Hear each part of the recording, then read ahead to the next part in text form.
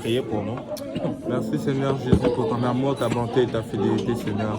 Merci énormément Seigneur de nous avoir réunis ici Seigneur à cette école Seigneur afin Seigneur de partager ta parole Seigneur. De partager du moment dans ta présence Seigneur Jésus. Père éternel, je prie Seigneur afin que Seigneur tu puisses guider cette étude biblique Seigneur. Que tu puisses parler Seigneur à travers ton serviteur Seigneur Jésus. Père éternel, je prie Seigneur afin que tu te révèles à nous Seigneur. Que nous puissions apprendre quelque chose de nouveau Seigneur dans ta parole aujourd'hui Seigneur. Père éternel, alléluia papa, que nous prenons ta parole Seigneur et que Seigneur ta parole nous transforme Seigneur, qu'elle nous change Seigneur, qu'en partant d'ici que nous puissions la mettre en pratique Seigneur Jésus. Merci encore pour ton amour, ta bonté et ta fidélité, c'est en ton seul nom que je prie au nom de Jésus. Au nom de Jésus. Les 10-15 minutes, ça ne comptait pas la prière. Good. La semaine dernière, on avait vu sur la composition de l'arche et on avait vu que l'arche avait combien de portes? Une porte. Et on avait vu que cette porte-là, ça représentait qui? Jésus. Ça représentait Jésus qui est la porte. Il n'y a qu'un seul moyen d'être sauvé. Et la façon d'être sauvé, ça ne va pas prendre de passer par Confucius, par Allah, ça va prendre de passer uniquement par Jésus. Amen. Et on avait vu que dans l'arche, il y avait combien de fenêtres? Une fenêtre. Et la Bible dit que cette fenêtre-là était en haut de l'arche. Donc, c'était quoi la leçon derrière? C'est qu'une fois que nous sommes dans l'arche, nous devons toujours garder les yeux vers Jésus, vers le haut. Parce que ce que tu regardes va affecter tes décisions, va affecter tes choix. Et en passant, un enfant de Dieu ne regarde pas n'importe quoi. Et on avait parlé de cela en long et en large la semaine passée. Et on va voir également aujourd'hui que l'arche était faite de bois. Et ces bois-là s'étaient mis ensemble. Amen. Que quelqu'un dit ensemble. Ensemble. Tu sais, ces bois-là devaient être unis. Moi, je la tiens comme ça parce que c'est ma femme. je profite. Voilà, un Dieu pour profiter. Bientôt ton jour va arriver là. Voilà. Et là, les bois devaient être mis ensemble parce que s'il y avait un manque d'unité, ben, l'eau devait s'infiltrer. Les bois devaient être collés ensemble. Et ça parle vraiment de l'unité. Amen. L'unité, c'est quelque chose d'important. En fait, Jésus-Christ disait, un royaume, en fait, divisé contre lui-même ne peut subsister. Et le diable, en fait, n'est pas impressionné que nous venons, que nous louons le Seigneur ensemble. Et c'est bon, amen. Il n'est pas très impressionné que nous venons ensemble au comité chrétien. Mais qu'est-ce qu'il va faire? C'est que souvent, il va chuchoter dans nos oreilles. Écoute, le Cameroun est meilleur que l'Haïti. Écoute, toi, ton église est meilleure que d'autres. Et en passant, il sait que si il y a la division entre nous, qu'est-ce qui va se passer? C'est que très rapidement, nous allons être complètement dispersés. Parce que le comité chrétien n'existera plus. Amen. Ce qui va faire la force, en fait, du comité chrétien, ça va être l'unité. Si Dieu va bouger au milieu de nous, ça va prendre que nous soyons unis, que nous soyons forts, que nous soyons ensemble. Quand tu regardes dans la Bible, tu vois en fait que on te parle des moments les plus funestes, les plus ténébreuses. C'est quand le royaume d'Israël a commencé à se liguer les uns contre les autres. Dans le livre de Juges, on te parle en fait d'une histoire un peu bizarre à la fin du livre de Juges. On te dit que Benjamin s'est levé contre ses frères. Ils n'ont pas voulu livrer les coupables qui avaient fait un crime. Je ne veux pas entrer trop dans les détails. Et c'est comme ça qu'il y a une guerre civile entre les deux. Et on te dit que 65 000 hommes ont péri en 3 jours. Quand tu regardes dans l'histoire de l'humanité, est-ce que quelqu'un connaît un peu l'un des plus grands génocides qui a eu lieu en Afrique? Le génocide au Rwanda. Qui a entendu parler de ça? Et le génocide au Rwanda, c'était un génocide tellement sombre, tellement triste. Pourquoi? Parce qu'on te parle des Tutsis qui se sont levés contre les Hutus. Et on te dit en fait qu'en 100 jours, quasiment 1 million de personnes est mort. 1 million de personnes est mort. Et juste pour dire que si nous allons voir Dieu bouger parmi nous, ça va prendre que nous soyons unis. Et on ne peut pas parler d'unité sans parler de ceci. Allons un peu dans 1 Corinthiens chapitre 1, au verset 10.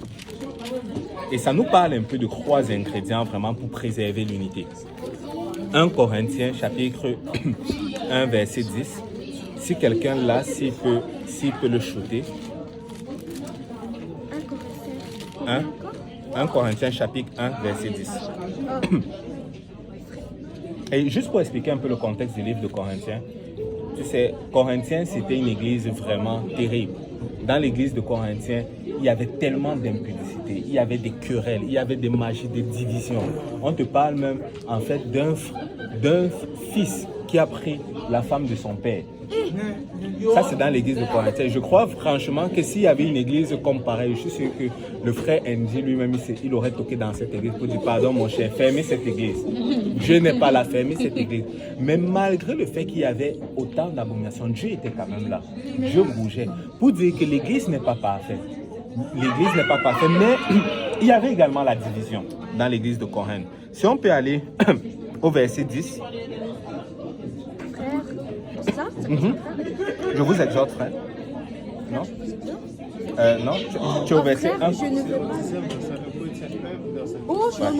Je vais le lire rapidement, ok? Je vous exhorte, frère, par le nom de notre Seigneur Jésus, à tenir tous un même langage et de ne point avoir de divisions parmi vous, mais à être parfaitement unis dans le même esprit et dans le même sentiment. Qu'est-ce qui revient souvent? Le mot même, n'est-ce pas? Même. On te dit même langage. Si nous allons être unis, ça va prendre que nous ayons tous le même langage. Amen. Et quand on parle de même langage, c'est vraiment la doctrine.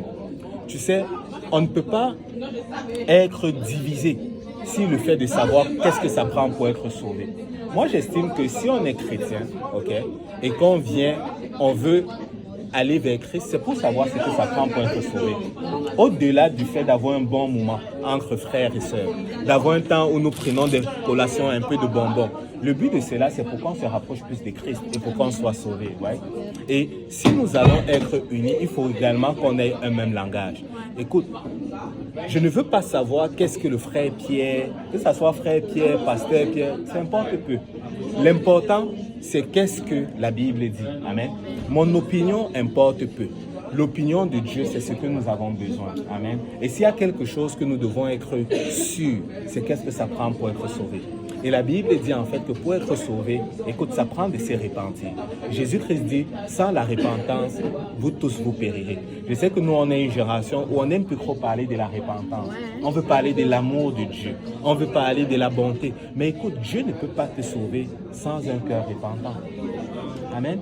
Et écoute, Dieu nous aime tellement pour ne pas nous laisser comme nous sommes, pour nous sortir de là où nous étions, afin de nous changer. Et pour ça, ça va prendre qu'on se répande. Amen.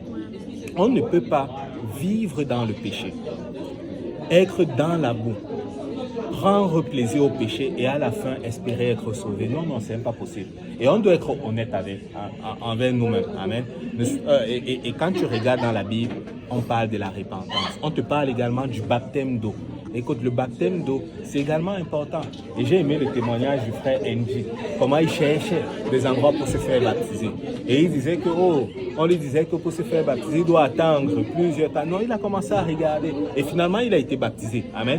Pourquoi? Parce que le baptême, c'est important. Et le baptême doit être fait par immersion au nom de Jésus-Christ. Et la Bible dit également qu'on doit recevoir le Saint-Esprit. Et si tu n'as pas encore reçu le Saint-Esprit, on peut prier pour toi, tu vas le recevoir. Amen. Et la Bible parle également du même esprit. Ça fait référence à la même pratique. Les chrétiens, en réalité, doivent ressembler à Christ. On doit avoir la même pratique. Écoute, un chrétien, on doit pouvoir regarder les chrétiens. Quelqu'un du monde doit pouvoir regarder les chrétiens et dire que waouh, ils ont tous un dénominateur commun.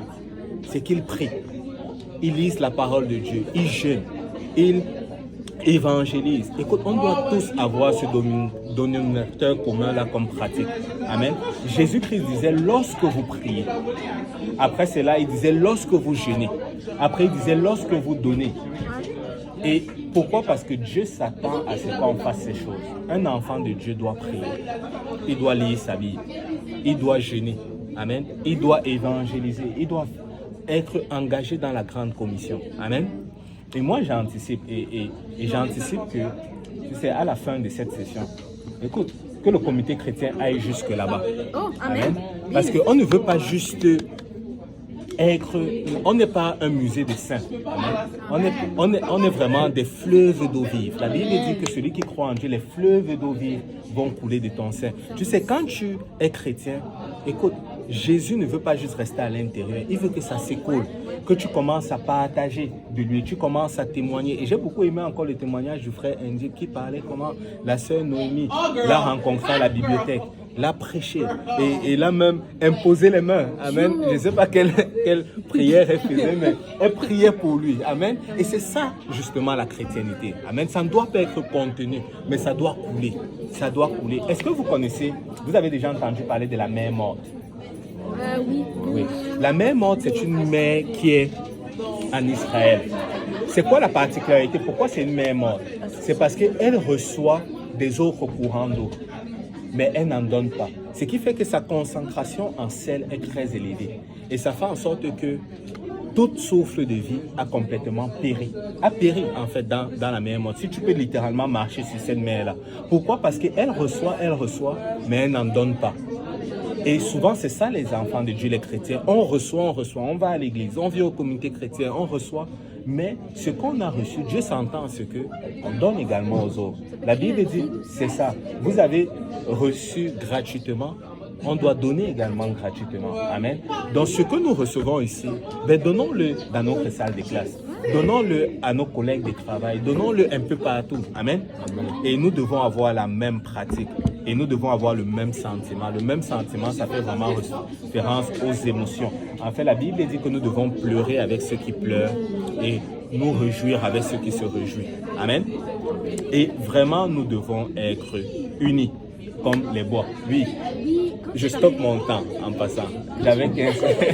Quand tu parlais d'unité, ça m'a tellement fait penser à quelque chose parce que ce que je remarque, c'est que, like, when there is a vision, quand Dieu dépose une vision, c'est là que le diable il envoie la division.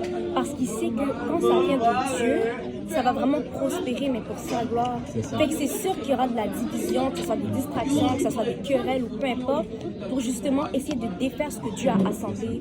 Puis, ce que ma mère me disait que, tu sais, c'est bien le comité, tout ça, mais il faut qu'on prie, il faut qu'on veille aussi. Parce que c'est bien de, tu sais, on n'est pas là pour subir les attaques spirituelles. Des fois, nous, les chrétiens, on subit et c'est après, on riposte. Mais non, on n'est pas, Dieu nous a pas appelés pour subir. We have to resist, tu vois, c'est important. Et genre, vraiment, je trouve que c'est important qu'on puisse veiller et prier pour l'unité. Et ça, c'est un très bon point. Et j'avais même déjà pensé un peu à ça. Ça serait bien qu'avant, pour ceux qui peuvent, là, le comité chrétien, peut-être de 10h30 à 11h, on se retrouve même là un peu là dans cette salle pour prier. Amen. Si possible. C'est important la prière. Parce que si on va être unis, ça va prendre que Jésus soit au centre, qu'on se tourne vers Jésus. Et là, les bois étaient mis ensemble. Mais la Bible dit que ces bois-là devaient être enduits d'huile à l'intérieur comme à l'extérieur. Amen. Donc, qu'est-ce que Noé devait faire après avoir mis les bois ensemble? Il devait prendre l'huile, le vernis ou bien le vernis. Il devait couvrir de vernis l'âge à l'intérieur. Et il devait aller à l'extérieur de l'âge, mettre également le vernis. Pourtant, il n'allait pas vivre à l'extérieur de l'âge. L'extérieur de l'âge allait, en fait, allait être touché par l'eau, par la pluie.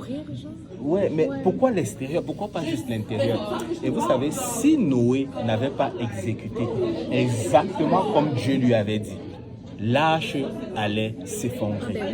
Et en fait, plus tard, ils ont découvert scientifiquement que pourquoi c'était important qu'il enduise de bois, c'est-à-dire l'huile à l'intérieur comme à l'extérieur, parce que ça devait rendre l'arche imperméable. Ça devait rendre l'arche imperméable et pour que l'embarcation soit sûre et soit résistante lors du déluge. Et ça fait référence en fait à une vie de sanctification. Il y a beaucoup de personnes qui disent « Oh non, j'ai Jésus dans mon cœur. J'ai Jésus dans mon cœur. » Écoute, ça ressemble à une situation de prise d'otage. Pourquoi tu gardes Jésus dans ton cœur? Jésus ne veut pas être enfermé dans ton cœur. Il veut sortir pour que les gens voient. C'est pour ça que la Bible dit que votre lumière luise devant les hommes. Amen. Ne garde pas juste Jésus dans ton cœur. Laisse Jésus sortir pour que les gens, quand ils passent à l'exil, ils voient que il y a quelque chose de différent avec ce gars-là. Il parle différemment. Il s'habille différemment. Il ne rigole pas à n'importe quelle blague. Son style de vie est complètement différent. Amen. la Bible dit en fait qu'on doit pouvoir t'identifier comme étant chrétien, que ce soit de l'intérieur comme à l'extérieur. Amen. Et vraiment, nous devons laisser Jésus sortir. Vraiment, l'huile doit être mise à l'intérieur comme à l'extérieur. Est-ce que tu peux un peu avoir ton... Regarde, si la sœur qui est là, elle est gentille, elle vient là. Elle offre à tout le comité chrétien des jus. Okay? On va être content. Hein? Mais on sait bien qu'à l'intérieur, c'est le jus d'orange. Okay? Mais qu'à l'extérieur, la sœur qui est là, elle met des excréments, les caca humains au-dessus. Mais l'intérieur, c'est du jus, c'est bon. Amen. C'est un jus pur. Et qu'elle commence à distribuer ça à chacun d'entre nous, est-ce que vous allez prendre? Non, délivrance. Mais est-ce qu'on boit à l'extérieur? Non, l'intérieur est bien, c'est le jus. Vous n'allez pas prendre, ouais. Mais très souvent, c'est ce qu'on offre à Dieu.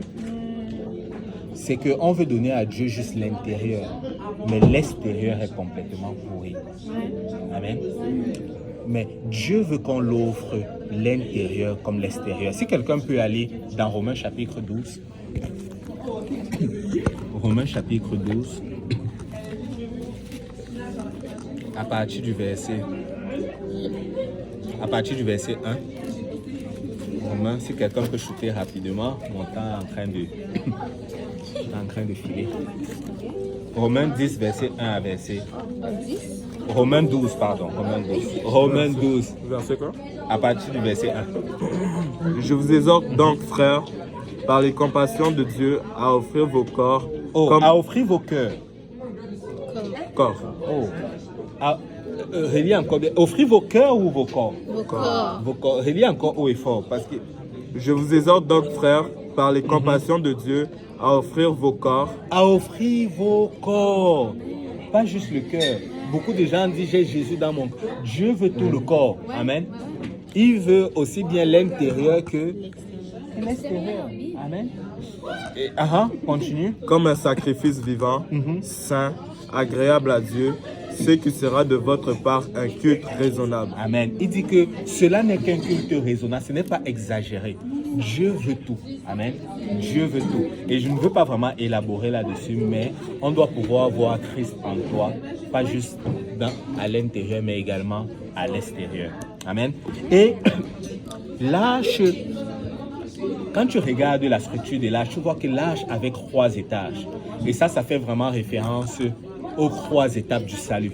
On te parle vraiment de la repentance. Jésus-Christ a fait les 3 étapes, c'est très simple. Jésus-Christ est mort, il a été enseveli et il est ressuscité le 3e jour.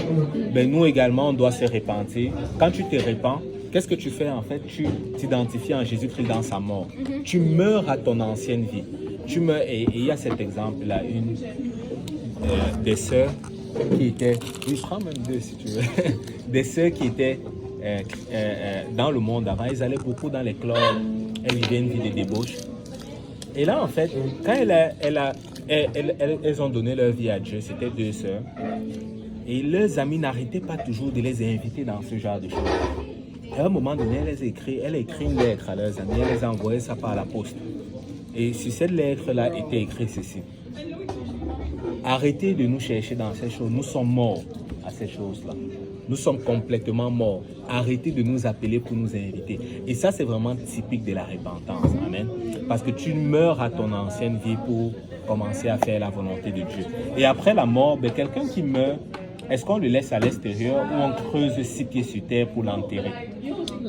On l'enterre, sinon il va sentir. Après la repentance vient donc justement le baptême d'eau au nom de Jésus-Christ.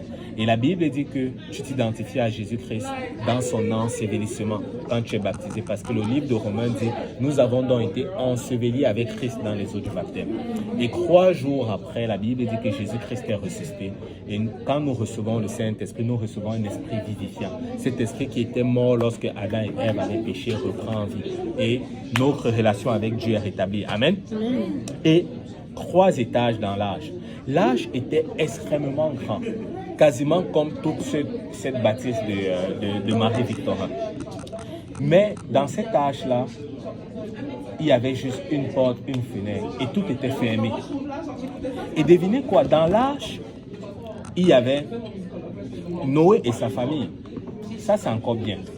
Mais dans l'arche également, ce qu'on oublie, c'est qu'il y avait l'éléphant dans l'arche. Est-ce que quelqu'un sait combien de kilogrammes d'excréments l'éléphant fait Oh, c'est vrai. dans l'arche? Et on était ce week-end au zoo avec nos enfants et on a vu l'éléphant. L'éléphant est big. L'éléphant est énorme. Et est-ce que quelqu'un a une idée de combien, si on devait peser les excréments d'éléphant, combien il en ferait par jour? Oh, par jour, Ouais. d'accord. Il a fait à peu près 100 kilos. Un éléphant mature d'excréments par jour. Imaginez Noé dans l'arche avec 100 kilos d'excréments d'éléphant par jour. Noé a fait à peu près 1 an et 17 jours dans l'arche au total. C'était dur. Mais devinez quoi, ça c'est encore rien. Dans l'arche, il y avait également la moufette. Je ne sais pas pour vous, moi je ne veux pas que la moufette flotte autour de moi. Même pas dans ma cour. Même pas loin, vraiment loin. Et je ne crois pas que la moufette a pu rester une année sans dégager quelque chose. C'est sûr qu'il a dû bénir Noé avec quelques odeurs. Dans l'arche, il y avait également la moufette. Amen. Dans l'arche, c'était pas un endroit où tu aurais voulu être. L'arche, c'était un endroit qui sentait mauvais. L'arche, c'était un endroit où, même pour dormir là, c'était pas facile. Mais devinez quoi? L'arche restait quand même la meilleure place où être sur la face de la terre. Parce que rappelez-vous, à l'extérieur de l'arche, qu'est-ce qu'il y avait? Il y avait le déluge, il y avait la destruction. L'église, en réalité, n'est peut-être pas un endroit où tu veux forcément être. Mais devinez quoi? L'église, c'est la meilleure place où tu veux être. Parce que un jour, l'église va être enlevée. Un jour, cette terre va être détruite. Tu veux être dans l'arche quand l'enlèvement se produit. Amen. Et regardez un peu ceci. Beaucoup de gens disent, oh, il y a des hypocrites dans l'église. Et quand je parle de l'église, c'est l'église avec grand E, en passant le corps du Christ. Et il y a des hypocrites dans l'église. Mais ces mêmes personnes-là, tu les regardes, tu dis, mais attends, est-ce que tu es déjà allé à l'hôpital? Oui. Mais à l'hôpital, quand tu vas à l'hôpital, est-ce que tu t'attends à ce que tous ceux qui sont à l'hôpital soient des gens bien portants? Non. À l'hôpital, il y a des gens malades, il y a des gens qui saignent, il y a des gens atteints du cancer. Mais devinez quoi? Pour un malade, c'est où la meilleure place où il peut être? Dans l'hôpital. Ben, pour ceux-là qui ont des problèmes, qui sont hypocrites, pour ceux-là qui ont des problèmes de jalousie, devinez quoi également? Le meilleur endroit où il peut être, c'est dans l'église. Pourquoi? Parce que dans l'église, il y a le grand médecin Jésus qui va dealer avec eux. Peut-être cette personne hypocrite que tu as vue aujourd'hui, attends peut-être dans 5 ans. Dieu aura travaillé avec lui. Dieu aura changé ses voies. Et la meilleure place où être pour un malade, c'est dans l'hôpital. Le jour où il n'y aura plus de malades à l'hôpital, l'hôpital va fermer. Amen. L'hôpital va fermer. Donc la meilleure place où être pour quelqu'un qui ne se sent pas bien, c'est à l'église. Et en passant, si tu viens à l'église, admettons, voici l'église, et te voici ici, et que tout le temps l'hypocrite fait obstacle, l'hypocrite te dérange, gêne dans ta relation avec toi, tu mets l'hypocrite entre toi et Dieu. Devine quoi? Qui est plus proche de Dieu? L'hypocrite est plus proche de Dieu. Donc, enlève l'hypocrite quand tu vas à l'église. Concentre-toi sur Jésus. Amen. Amen. Ne laisse pas l'hypocrite être entre toi et Dieu. Quand je vais à l'église, écoute, je ne vais pas à l'église pour... Vous pouvez être même 20 à me pousser dehors de l'église. Je suis là. Vous n'allez pas réussir à me mettre dehors. Écoute, le frère NG qui est fort là, il peut même se rajouter à me pousser loin de l'église, mais je serai toujours là. Amen. Parce que quand je viens à l'église, je viens pour voir Jésus. Je ne vais laisser personne. Écoute, il va y avoir de l'offense. Si jamais personne ne t'a jamais offensé, il y a un problème, il va y avoir les gens qui vont t'offenser dans l'église. Même ici au comité chrétien en passant, si je t'ai jamais offensé, ce n'est qu'un début. Reste assez longtemps, tu vas voir, l'offense va venir. Je vais t'offenser. Mais nous sommes là pour Jésus. Amen. Nous ne sommes pas là. Écoute, quand je viens ici, là, je ne suis pas là. J'aime le frère Thierry, mais je ne viens pas le voir. J'aime le frère, j'aime chiller avec le frère Ariel. J'aime être en compagnie de mes frères et mes sœurs ici au comité chrétien. Mais quand je viens, je réalise que je suis d'abord là pour Jésus. Amen. Je suis d'abord là pour Jésus. Alors, vous pouvez faire tout ce que vous voulez. Moi, je suis là pour Jésus. Et personne ne va me faire sortir de l'âge. Je suis là. Amen. Oui. Je voulais rajouter quelque chose. Je trouve que la raison pour laquelle il y a beaucoup de personnes qui ont des préjugés par rapport à l'église ou qui se disent, ok, je pense que finalement l'église c'est pas pour moi. It's not because of God, it's because of the people that are in the church that doesn't know how to treat other people. Parce qu'ils se disent, oh, I don't want sinner in my church, but you're not better. Parce que Dieu est mort pour tout le monde, il n'est pas mort pour eux-mêmes. C'est ça. Et ce qui fait qu'il y a beaucoup de gens qui n'osent pas remettre les pieds à l'église à cause que, like, they literally, like, face judgment par rapport, genre, à leur péché ou à leur ancien train de vie, tout ça. Fait que, tu sais, je veux dire, c'est ça que je voulais rajouter, que, tu sais, beaucoup de gens disent, oh ouais, lui c'est un hypocrite, c'est ça, mais t'es pas mieux because you're judging la personne qu'il est. Fait qu'à la place de le juger, va le voir, appelle-le, va l'exhorter, invite-le à prendre un café. Est-ce que tu as même d'abord prié pour lui? Mais c'est ça. Et exactement. Et l'église, en fait, n'est pas parfaite. Il y a des personnes qui cherchent une église parfaite. Ben, si tu veux trouver une église parfaite, ben, ne viens pas dans mon église. Et en passant, ne va pas dans les... Quand tu auras trouvé l'église parfaite, là, n'y va pas. Parce que dès le moment que tu vas aller, tu vas rendre cette église imparfaite. Parce que toi-même, tu es imparfait. Amen. Donc, l'église, l'église n'est pas parfaite. L'église n'est pas parfaite. Pourquoi l'église n'est pas parfaite? Parce que je suis dans l'église. Amen. Et l'église n'est pas parfaite. Bon, je m'excuse parce que vous êtes dans l'église.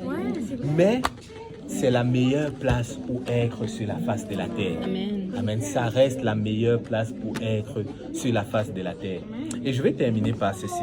Dans l'âge, qui a été sauvé? Qui a été sauvé du déluge de Noé? Noé, maman Noé. Noé avec 3 enfants. Sem, Noé, Cham, Noé et Japheth, Noé. Et les 3 épouses de ces enfants, ils portaient également le nom de Noé. Et moi, je suis sûr, peut-être Noé, il est même allé plus loin. Il a dit que, écoute, guys, ceux-là qui n'entrent pas dans cet âge-là n'auront plus l'argent de poche. Vous entrez dans l'âge. Donc, mais Noé, il y a eu juste Noé et toute sa famille. Au total, ils étaient 8 personnes entrées dans l'âge. Mais qu'est-ce que vous remarquez de commun avec ces 8 personnes? Ils avaient le même nom. Jacob, qu'est-ce que tu remarques avec ceux-là qui ont été sauvés, qui sont entrés dans l'âge? Il y avait 8 personnes. Qu'est-ce qu'ils ont en commun, ces 8 personnes-là? Dieu, ils aiment Dieu.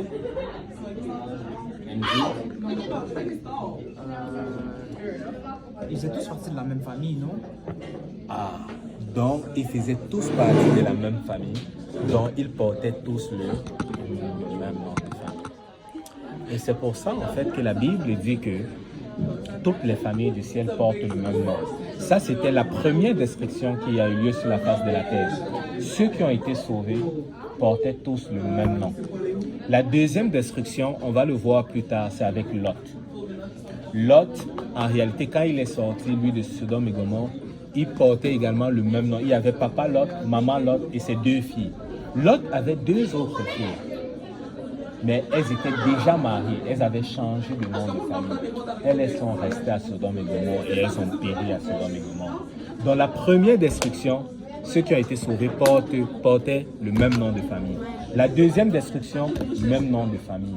Mais lors de la dernière description qui va avoir lieu dans ce temps-ci, ceux qui vont être sauvés vont porter le même nom de famille.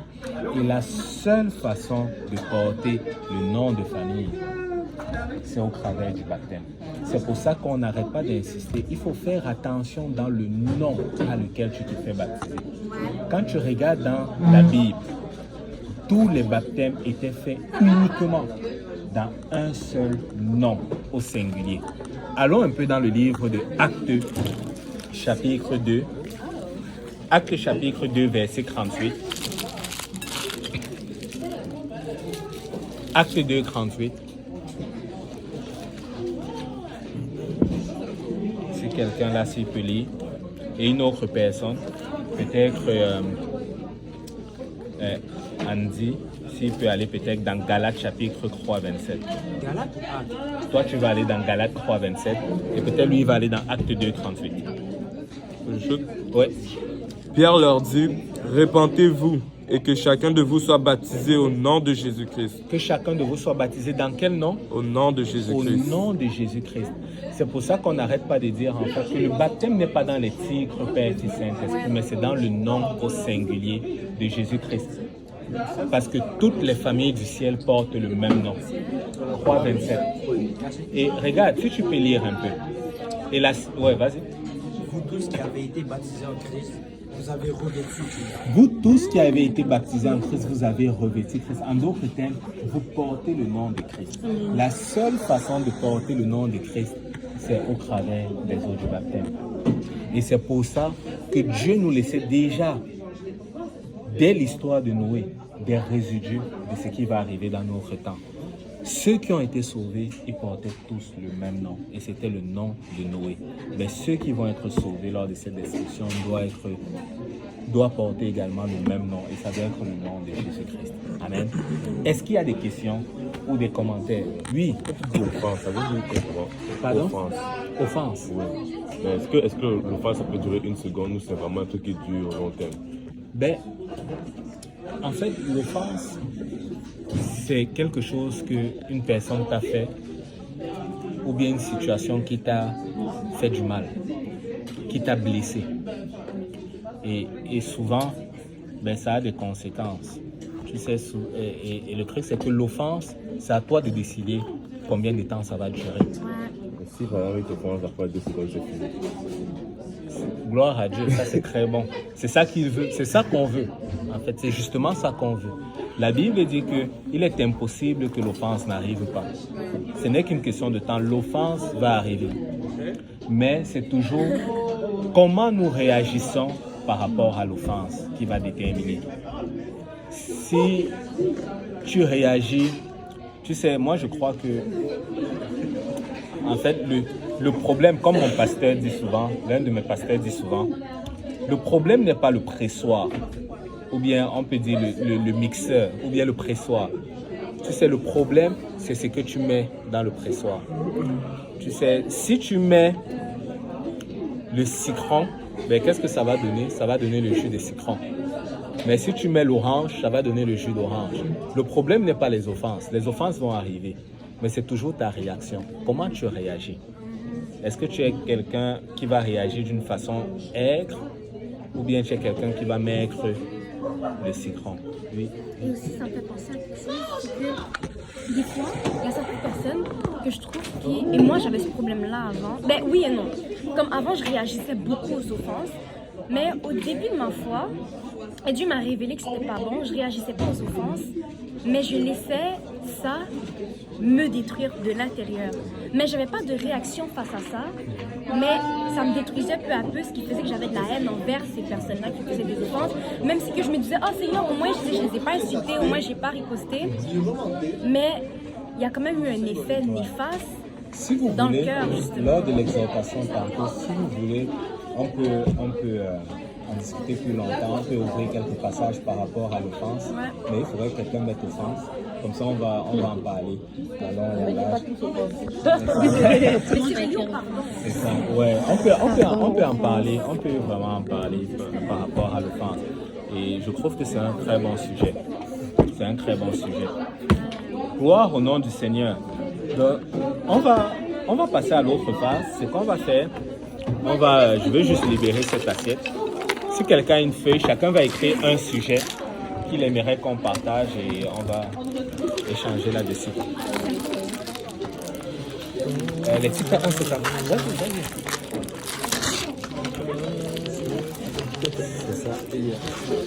ça. On va chercher un peu. Est-ce que quelqu'un aurait genre, des ciseaux, par exemple? Ciseaux. Ça fait pas de C'est pas grave.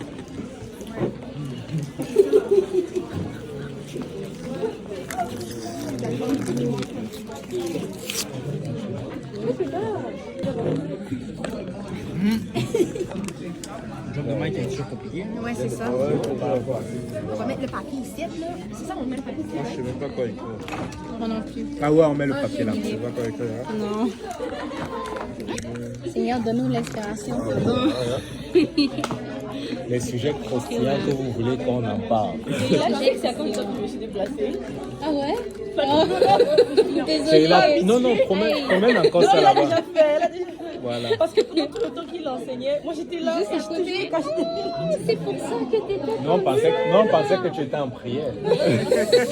je suis vraiment pas habituée. Hey, quand même. désolée. Non, de- Je vais faire attention. Non, c'est correct, tu peux filmer. non, filme-le. Filme-les là-bas, ils sont deux. Good. Chacun a déjà écrit? Tu as écrit? Je sais vraiment pas quoi écrire. Écrit sur un sujet là. Oh, merci.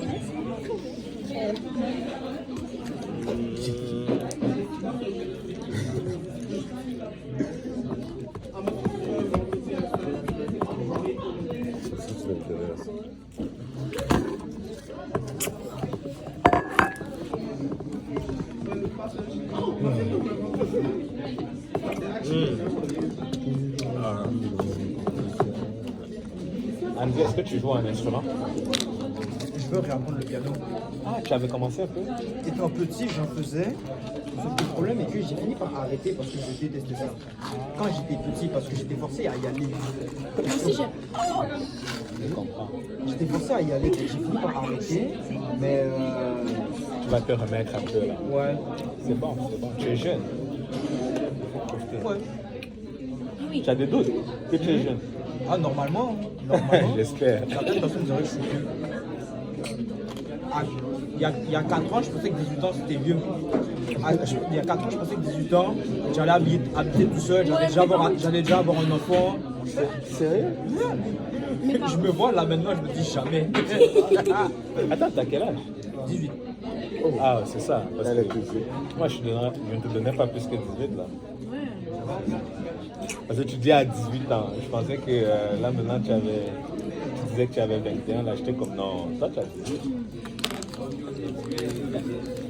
Et t'allais à quelle école? Secondaire, j'allais à Saint-Ex. Ah, t'allais à Saint-Ex. Un gars de Saint-Ex. Et au primaire, c'était proche, Gabriel Roy. Gabriel Roy.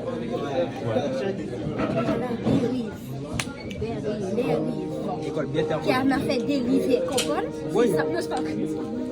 Non, ça t'a bien fait des livres. Mais Dieu m'a ramené. Amen. C'est bon? Oui, les choses sont bonnes. Il faut passer au Javel dessus. Ouais.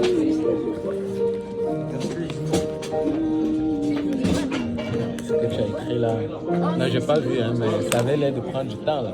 Non, c'est juste parce que je pensais comme quelque chose. Non, j'essaie d'écrire la Bible encore. Hein? Bon, Mais ici, tu piges puis tu sais pas quoi dire. le Seigneur va t'inspirer. Voilà. Pourquoi c'est moi? Vas-y, non, commence. Alors, oh, tu as pris le... Mais si quelqu'un veut... Frère Ariel, tu peux te rapprocher aussi. Qui est à moins façon que Frère Ariel, Ouais. vous l'entendez? Ben, il faut parler fort. T'as pris quoi? Non. Est-ce que la Bible nous présente un ou trois dieux? Oh, quoi dire? Moi je dirais non. c'est- Est-ce que la Bible Présente Un ou Dieu. trois ou dieux. deux? Ok. Parce qu'on dit que dans Jésus était toute la plénitude de Dieu. Parce que Jésus dit que c'est lui le seul chemin. Et à part lui, il n'y a pas d'autre chemin. Moi, vraiment, je vois ça aussi comme... la Bible ne nous présente pas trois dieux, mais la Bible nous présente un Dieu qui se manifeste de plusieurs façons. Un Dieu qui s'est manifesté, qui joue le rôle de Père parce qu'il nous a créés. Le même Dieu, il joue le rôle de Fils parce qu'il est venu via Marie pour mourir à la croix pour nous. le même Dieu qui joue le rôle du Saint-Esprit, ben Saint-Esprit c'est juste des attributs, c'est pour dire que Dieu il est saint et Dieu est esprit. Le même Dieu également qui joue le rôle de rédempteur, qui joue le rôle de pourvoyeur, qui joue le rôle de Jéhovah Rapha, mais c'est un Dieu qui joue plusieurs rôles, mais il reste un, parce que le plus grand des commandements c'est écoute Israël, l'Éternel ton Dieu est un, tu l'aimeras de tout ton cœur, de tout ton âme, de toute ta force. C'est bon? Prochain. C'est pour toi. Comment pardonner? Ah, Aïe. comment pardonner? C'est croustillant, hein? C'est croustillant. Ça dépend c'est quoi? Non, faut pas. Comment pardonner?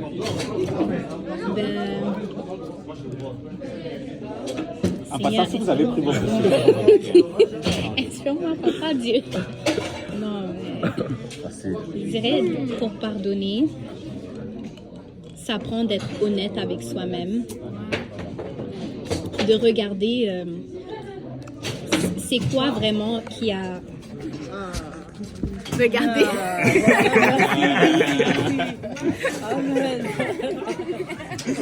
Regardez, c'est quoi qui t'a offensé et remettre ça entre les mains du Seigneur. Et aussi pour pardonner, je dirais que ça prend aussi de se rappeler constamment que nous ne luttons pas contre la chair et le sang, mais contre justement les principautés puis la méchanceté de ce monde.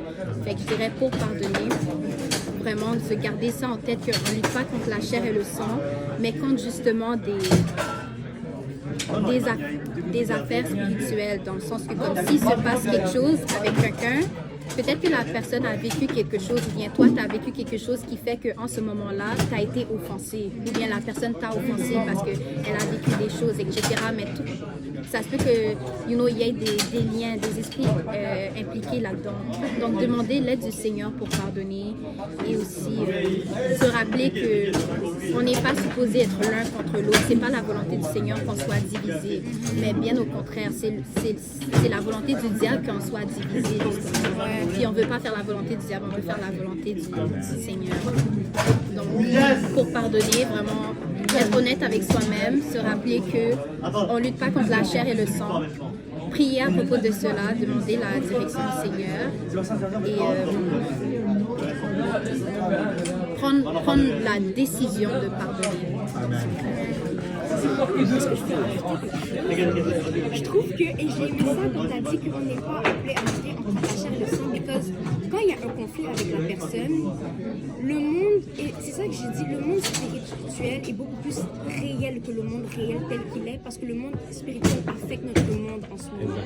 Et je trouve que when there is an issue between you and the person, you're dealing with the spirit, not with the person. Fait que c'est pas à toi d'attaquer la personne, because it's the spirit behind that person qui fait que there's an issue between you and the person. Et le truc, c'est que le pardon aussi, et moi j'ai vraiment comme, Dieu m'a vraiment aidé dans ce processus-là, le pardon, c'est pas juste quelque chose que tu fais instantané, parce que des fois on pense que ok, tu t'as pardonné instantanément, non, ça fait mal, ça prend du temps, c'est un travail que Dieu fait dans ton cœur, tu sais. Et moi, tu sais, avant j'avais beaucoup de pride dans mon cœur et Dieu m'a vraiment brisé à ce niveau-là parce que j'étais comme, ok, ben moi je pense que je peux pardonner comme ça. Dieu m'a donné difficult people pour me montrer que non, tu penses que pardonner c'est un clic, mais ça m'a pris 6 mois pour pardonner la personne. Mais durant ces 6 mois-là, je sentais que Dieu faisait un travail dans mon cœur. Ce qui faisait que Dieu m'a montré que oui, je devais pardonner la personne, mais je devais me pardonner parce que j'ai laissé cette personne-là me blesser. Alors que Dieu avait dit que cette personne n'était pas censée être dans ma vie, que ce soit amitié ou peu importe. Fait que je trouve que le pardon va dans deux sens. Apprendre à se pardonner soi. Parce que des fois, tu vas pardonner les autres, mais tu vas toujours sentir une certaine culpabilité. Mais it's because you didn't forgive yourself. Et je trouve que c'est important ça. Moi, j'ai une question par rapport. Moi, c'est plutôt le contraire. Parce que moi, j'ai du mal à ne pas pardonner aux gens. Il y a un gars à mon travail, il m'a fait un truc. J'ai commencé à combattre avec moi, j'ai dit non, tu ne peux pas accepter ça. Parce que tu es en train de le pardonner, j'ai pas envie de perdre mon temps avec cette histoire. Et je commençais à lutter avec moi-même pour ne pas le pardonner, mais ça me fatiguait. Ça me fatiguait. Pas les mêmes batailles. Ça me fatiguait. Il y en a d'autres, leur bataille c'est plus le sport. Le sport devient une idolâtrie pour eux. Il y en a d'autres, c'est le pardon. Il y en a d'autres, on n'a pas tous les mêmes batailles. C'est pour ça qu'on est tous différents. C'est ça. Si toi tu as la facilité à pardonner, oh gloire à Dieu. Prie pour ceux-là qui des fois, prie pour moi. Prie pour moi s'il te plaît. Mais c'est parce que je ne comprenais pas. Parce que en fait, je ne comprenais pas. Chaque fois qu'on parlait de pardon, je ne comprends pas pourquoi en fait, les gens n'arrivaient pas à pardonner. Parce que moi, c'était plus le contraire. Je voulais ne pas pardonner aux gens, mais j'arrivais pas. Mais en fait, c'est ça que je ne comprenais pas vraiment. Comment ça. Parce que moi, ça me fatigue en fait d'en vouloir quelqu'un. Ouais. C'est fatigant. C'est pour ça que moi, j'arrête juste de pardonner. Je pardonne juste comme ça, je passe à autre chose.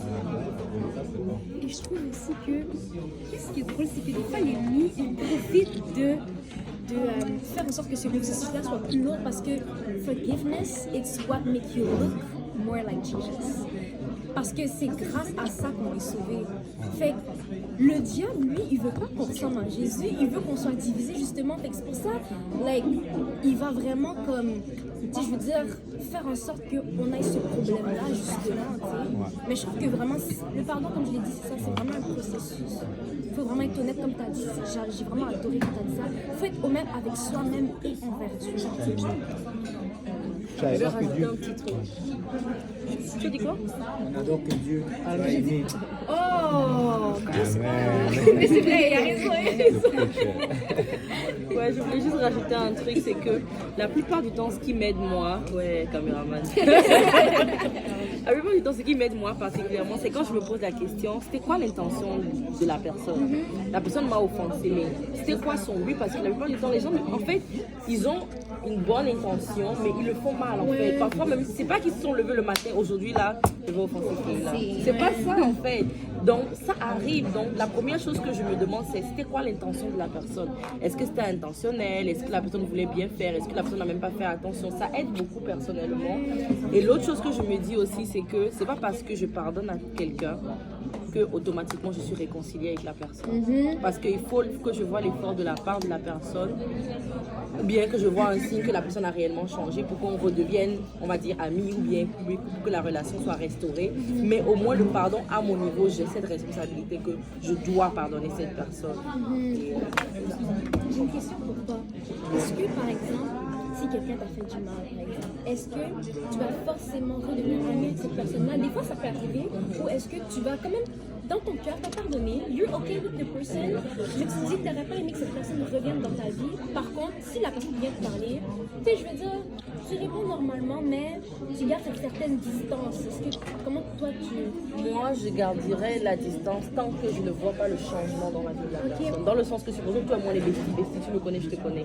Et là, ben, tu as l'habitude de faire la même chose. Tu sais que ça m'offense, je te l'ai dit. On a pris le temps d'en parler, même si tu ne le fais pas exprès. Tu le sais que ça me fait mal, mais tu continues à le faire. Là, je vais commencer à garder cette distance. Jusqu'à ce que je vois qu'il y a un réel changement de ta part. Là, je vais... Il faut que tu me prouves que tu considères en fait ce qui me blesse. Là, on peut redevenir ensemble. Mais sinon, si jamais je ne vois pas ce changement, ben, ça ne pourra plus. Malheureusement. Est-ce que je peux... Non, vas-y. Ben, moi, je voulais juste dire que pardonner, c'est aussi essentiel pour notre salut. Parce que le Seigneur, même lui, quand il a fait la prière, qui nous donne genre un exemple de comment prier, il dit « Pardonne-nous nos offenses comme nous pardonnons aussi à ceux qui nous ont offensés. » Si nous-mêmes, on veut être pardonnés de tous les péchés que comme nous on fait, il faut aussi qu'on arrive éventuellement à pardonner les autres s'ils nous ont offensés.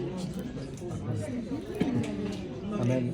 C'est ça, moi je voulais juste compiler un peu tout ce qu'on a dit par rapport au pardon. Parce que tout ce que vous avez dit, c'était vraiment extraordinaire. Et c'était de ça que je voulais partager. En fait, la première chose, c'est qu'il faut réaliser qu'on a fait beaucoup plus de mal. On a fait beaucoup plus de tort au Seigneur. Et le Seigneur, en fait, nous a pardonné. Et il dit, en fait, dans sa parole, pardonne-nous nos offenses, comme nous aussi nous pardonnons à ceux qui nous ont offensés. Donc si nous voulons que le pardon de Dieu coule dans nos vies, il faut également qu'on fasse couler le pardon dans la vie des autres. C'est pour ça qu'il dit, si vous ne pardonnez pas aux hommes pour leurs offenses, ben vous non plus ne serez pas pardonnés. Donc c'est quelque chose d'important. Et tellement le pardon, tellement l'offense et le pardon, c'est un sujet très très important et critique que Dieu a même inclus cela dans le modèle de prière. Parce que dans le modèle de prière, Dieu a laissé toute une section pour le pardon des offenses. Dans d'autres termes, quand nous prions chaque jour, nous devons nous arrêter d'abord à ce point-là pour se demander, est-ce qu'il y a quelqu'un à qui je dois pardonner? Est-ce qu'il y a quelqu'un à qui je dois relâcher? Parce que c'est important. Parce que aussi bien que tu as besoin du pardon de Dieu, aussi bien qu'il faudrait que tu t'assures que tu as relâché les autres. Tu as relâché les autres. Mais maintenant, il y a une nuance maintenant. Le pardon, c'est un choix, c'est une décision. Le pardon n'est pas une émotion. Parce que si quelqu'un te fait quelque chose, c'est clair et certain que quand tu vas revoir la personne, il y aura toujours cette émotion-là qui va être comme lui-là. Et le pardon, en fait, ce n'est pas une émotion, c'est une décision. En réalité, on décide de pardonner. Et il y a une différence entre, comme mon épouse l'a dit, entre le pardon et la réconciliation. Et beaucoup de gens confondent les deux. Le pardon, c'est juste que tu prends la décision que, oh non, je relâche la personne et je ne veux pas avoir des attitudes de vengeance ou bien des haines. Parce que très souvent, quand on est offensé, on va vouloir se venger d'une quelconque façon. Aussi bien que tu frappes quelqu'un, ça c'est la vengeance. Aussi bien que juste le fait de passer, ne pas saluer la personne. C'est aussi une forme de vengeance. Aussi, tu ne veux pas agir envers la personne dans une attitude de vengeance en réalité. Donc, chaque jour, quand quelqu'un te fait quelque chose, ça peut prendre du temps, mais tu dois prier au Seigneur. Seigneur, je prends la décision de pardonner. Aide-moi à ce qu'il n'y ait plus aucune attitude de vengeance. Et il faut être transparent envers le Seigneur. Franchement, c'est là où la relation avec Dieu est très importante. Il faut être, Seigneur, la personne m'a fait cela, ça me fait encore mal. C'est vrai que j'ai dit que je pardonnais, mais il y a toujours cette attitude de vengeance qui veut venir. Pardonne, enlève, purifie. Et vraiment, c'est un processus d'expiation qu'il faut aller devant le Seigneur jusqu'à ce que le Seigneur enlève l'envie de vengeance, l'envie de voir que la personne meurt. Souvent, on a envie même que la personne meure. On a envie que la personne, je ne sais pas, ait des mauvaises nouvelles, échoue son cours, ait un mauvais mariage. Ça sont des attitudes, ce sont des pensées de vengeance. Amen. Donc, on doit vraiment prier que le Seigneur enlève cela. Mais maintenant, souvent quand il y a offense, ça vient briser quelque chose. Ça vient briser la relation. Et qui dit relation brisée, qui dit processus de réconciliation. Mais maintenant, pour qu'il y ait réconciliation, ça va prendre que la personne change, comme mon épouse a dit.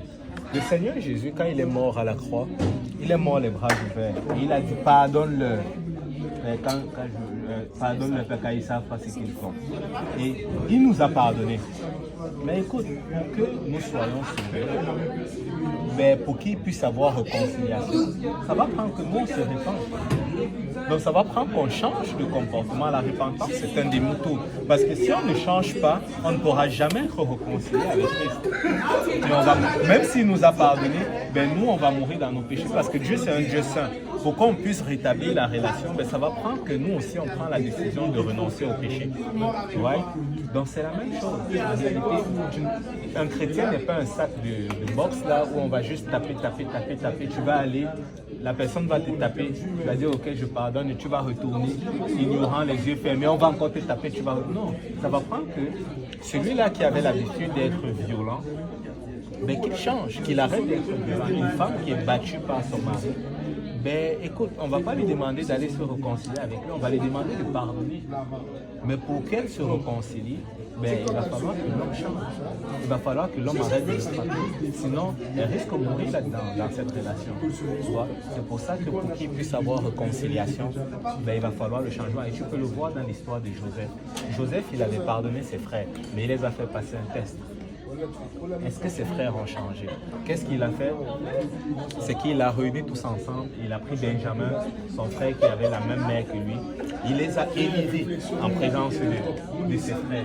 Quand on servait, on a donné 2 fois plus à Benjamin. On donnait plus de vêtements à Benjamin. Et il regardait la réaction de ses frères. Est-ce que ses frères vont être jaloux de Benjamin le petit, comme ils ont été jaloux avec moi? Ah, ok. Ses frères ont bien réagi.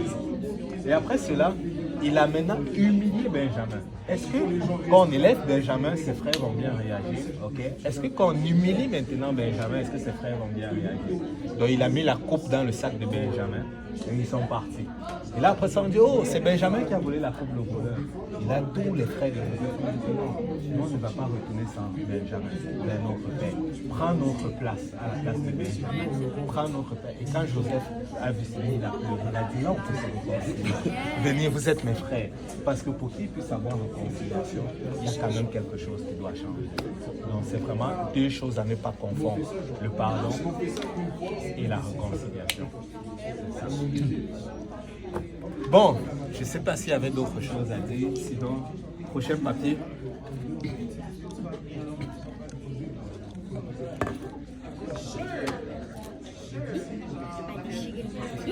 C'est ça. Mais si c'est ton nom, ben, il faut relèver.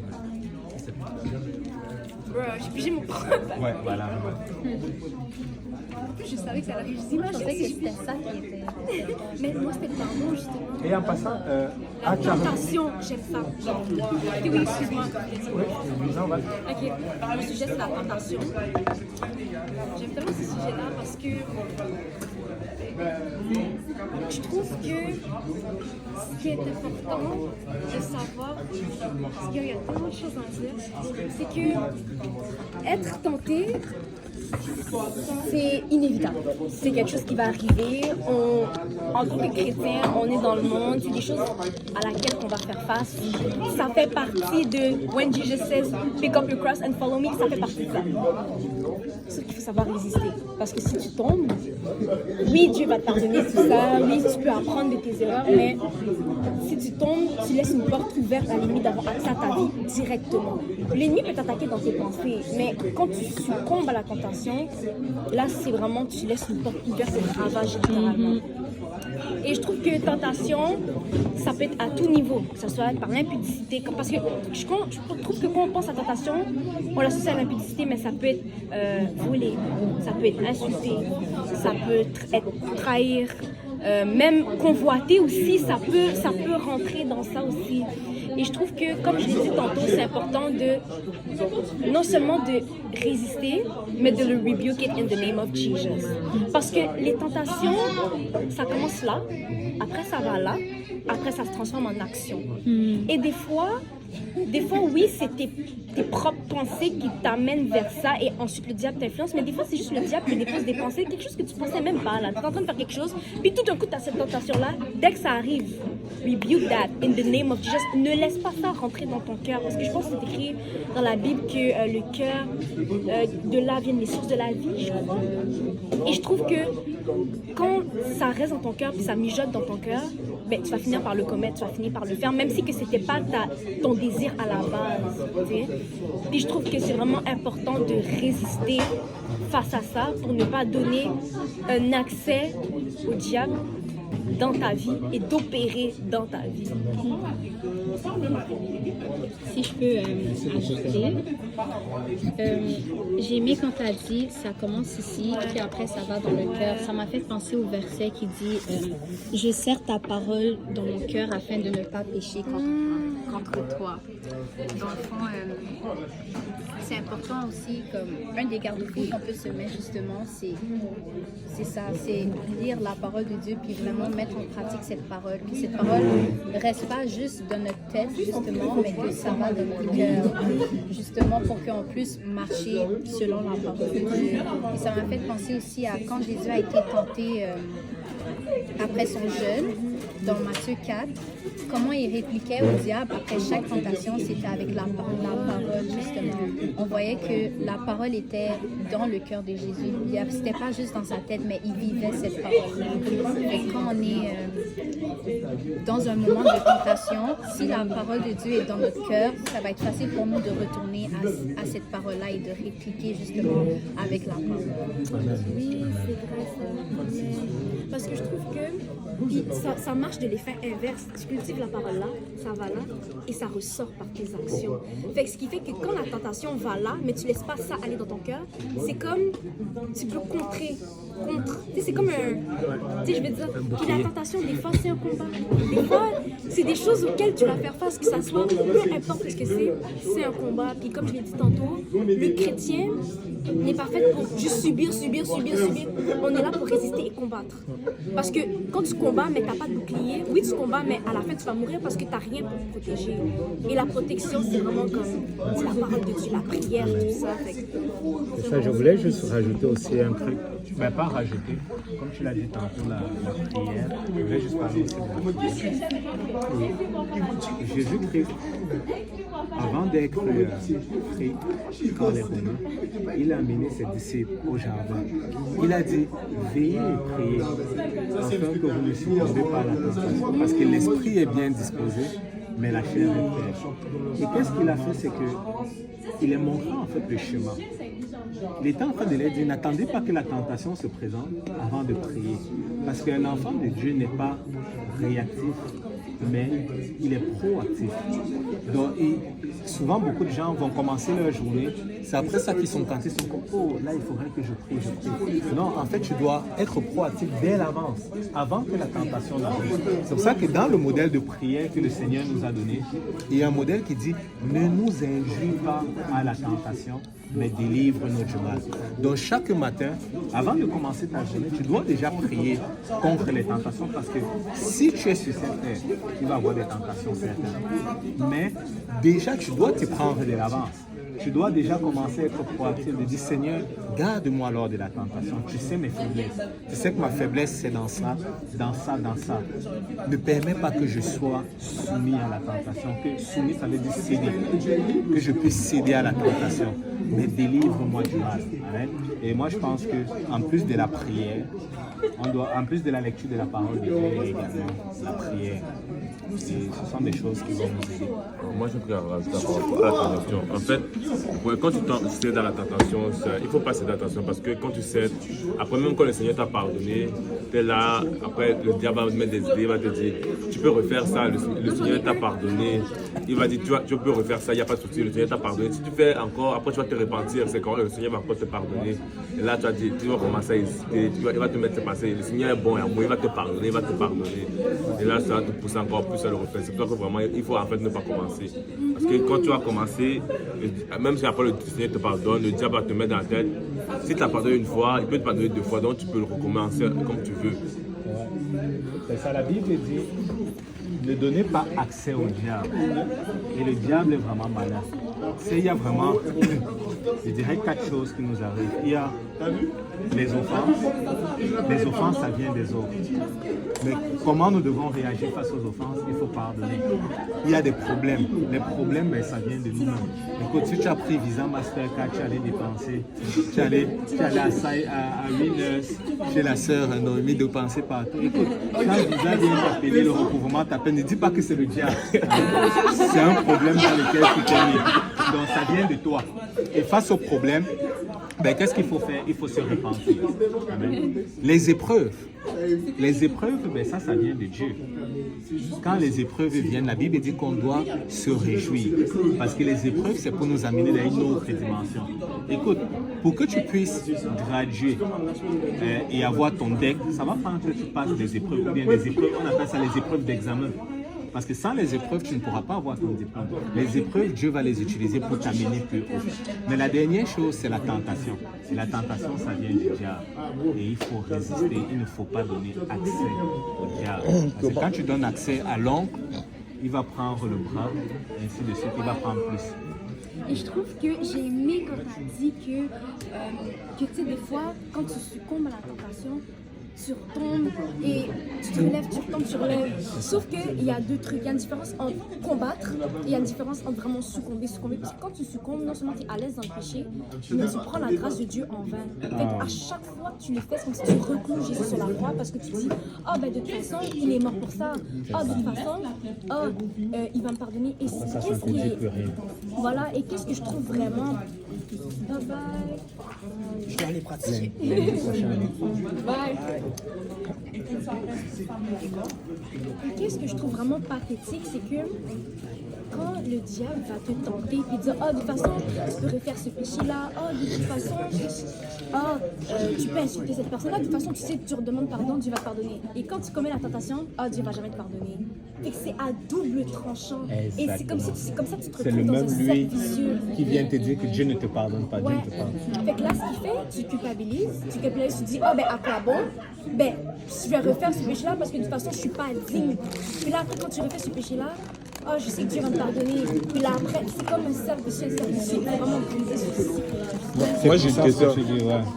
Comment savoir si c'est une tentation? Comment différencier l'épreuve de Dieu et une tentation? Parce que dans le livre de Job, on avait vu que Dieu avait utilisé le diable afin que Job passe par une épreuve. Comment savoir comment différencier une épreuve de Dieu et une tentation du diable? Je dirais plutôt, je pense que ta question, ça serait plutôt comment différencier peut-être que c'est une épreuve ou bien que c'est un jugement de Dieu. Dieu te frappe peut-être pour quelque chose. Je donne un exemple parce que c'est ça, la tentation, ça va te conduire vers le péché. Ok. Mais l'épreuve, ça ne va pas forcément te conduire vers le péché. Ok. Mais ça peut te conduire dans le péché tout dépendamment des options, des actions que tu prends pour te sortir de là. Je donne un exemple. Quelqu'un qui, Dieu va peut-être fermer le compte. Il va verrouiller les finances. Donc, peut-être que ça va commencer très chaud financièrement. Tu sais, la personne n'aura le choix que de se tourner vers Dieu ou bien la personne peut essayer de faire des choses malhonnêtes pour avoir de l'argent facile, tu vois. Mais très souvent, la question que les gens posent, comment savoir que ce que je vis là, c'est une épreuve de Dieu ou bien que c'est Dieu qui me frappe parce que j'ai fait quelque chose de mal. C'est ça que les amis de Job disaient. Les amis de Job disaient que Dieu t'a frappé parce que tu as fait quelque chose de mal. Mais Job disait que non, je suis innocent.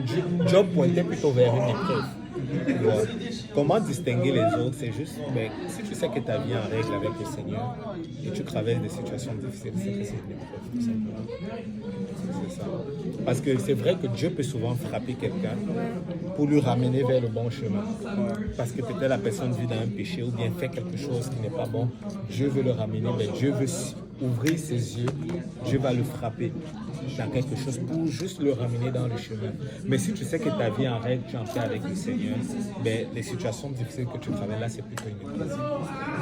Et je trouve que oui, des fois, Dieu peut frapper, ça c'est vrai, mais je trouve que des fois, Dieu va permettre que tu te casses la figure, que tu puisses apprendre de tes propres erreurs et ensuite de maturer et de vraiment aller vers le droit chemin. Fait que je trouve qu'il y a des situations où Dieu va devoir te frapper parce que tu comprends pas. Et c'est arrivé, que ce soit dans la Bible, que ce soit de tous les jours. Dieu, des fois, c'est nécessaire, mais des fois, tu vas juste... Des fois, on blâme Dieu pour certaines choses, mais c'est juste les conséquences de nos actions qui fait en sorte qu'on en vient dans une conclusion que, aïe, je pense que c'était pas une bonne idée. Lord, forgive me because I was messy. Et je dirais même aussi une autre chose. Ça, c'est un autre point, un autre sujet. On doit aussi faire attention avec la bonté. Parce que la Bible dit que c'est la bonté de Dieu qui attire à la repentance. Des fois, tu vas voir quelqu'un qui est dans le péché et Dieu est tellement bon envers la personne. Tellement bon. C'est comme si Dieu le bénit financièrement. Dieu le bénit avec tel. Et quand tu regardes, ça fait comme wow, Dieu est avec lui. Pourtant, la personne est dans le péché. Donc, la Bible dit que des fois, Dieu va utiliser le jugement. Mais des fois, Dieu également va être très bon. Des fois, quand tu vois que... je vous dis sincèrement, ça c'est pour moi. Quand je vois que moi, il y a tellement de choses bien qui m'arrivent, des fois, je prends la peine, je prie, je dis, Seigneur, est-ce qu'il y a quelque chose que tu n'es pas d'accord que je fais? Non, franchement, je prends la peine de m'examiner parce que des fois, c'est la bonté de Dieu. Et plus même souvent, même pas des fois, Dieu va tellement être bon envers nous pour nous attirer à lui. C'est pour ça que la plupart des personnes qui sont dans le monde et qui viennent à Dieu, tu vas voir très souvent, ils vont pleurer quand ils vont venir à Dieu parce qu'ils vont réaliser que malgré le fait qu'ils ont gâché, malgré le fait que ils ont. Tu es dans un gîte? Ton pote vient de partir. C'est ça. Comment ça va, James? Ça va bien. Content de toi, ça fait longtemps. Hein? Ça fait longtemps, oui. Moi, je suis très content de te revoir. Et ils vont réaliser que malgré le fait qu'ils ont gâché, Dieu avait quand même été bon avec eux. Je vous donne un exemple. Quand j'étais dans le monde, là, j'étais au cégep, ok? Et là, ben, à la fin des sessions, le temps des examens finaux arrivait. Et j'allais prier, j'allais enlever toutes mes musiques du monde. J'allais dire, Seigneur, là maintenant je te promets que si tu m'aides à réussir mes cours, là je ne vais plus écouter la musique du monde. Je vais arrêter de... Parce que j'ai cité mes péchés, je ne vais pas tout citer ici. Je vais arrêter de faire ça, je vais arrêter de faire ça, je vais arrêter de faire ça. Et là, le Seigneur le faisait. Dès qu'il le faisait, dès que je terminais ma session, j'avais des bonnes notes. Devinez quoi? Je retournais, je téléchargeais les musiques. Je téléchargeais, je faisais. Et je faisais les trucs comme ça, tu vois. Mais Dieu, à chaque fois, il le faisait. Il était tellement bon avec moi. Et ça m'a juste séduit. Sa bonté m'a juste séduit. Ça m'a juste séduit. Et des fois, Dieu va utiliser le jugement, mais il peut aussi utiliser Moi, la bonté. j'avais pas ça. Parce qu'à un moment donné, là, j'étais retombé dans le péché et tout. J'étais là et dit, Seigneur, punis-moi. Punis-moi, Seigneur, punis-moi, punis-moi. Je prie le Seigneur, Seigneur, fais-moi peur, Seigneur. Mais à chaque fois, je vais ici à Marie-Vétérane, on prêche sur l'amour de Dieu. Je vais à l'église, on prêche sur l'amour de Dieu. Je dis, non, Seigneur, moi, je veux que tu me punisses. Punis-moi, Seigneur. Je dis, non, Seigneur, punis-moi. Mais partout, à chaque fois, on prêche sur l'amour de Dieu, l'amour de Dieu. À un moment, il m'a dit, non, Seigneur, tu es trop bon. C'est vraiment, j'ai vraiment compris vraiment que le Seigneur était tellement bon. Et ça m'a fait tellement peur. Je dis, mais Seigneur, tu es tellement bon. Est-ce que c'est normal de nous pardonner comme ça à chaque fois? C'est vraiment que là, que vraiment, souvent, on veut que le Seigneur nous punisse, mais en fait, le Seigneur, en fait, nous aime.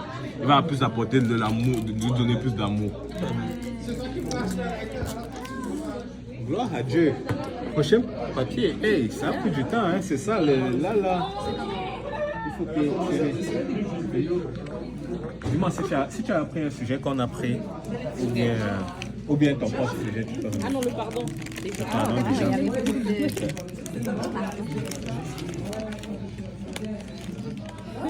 La soumission. Ah oui. Il fallait que ça tombe sur moi.